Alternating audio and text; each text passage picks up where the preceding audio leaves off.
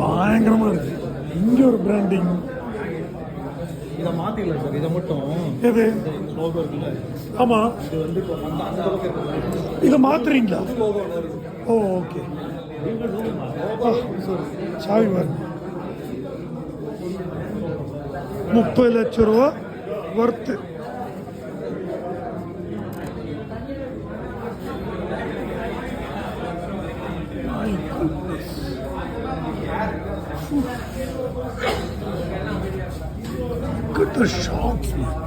ஒரு matte finish மாதிரி இருக்கு.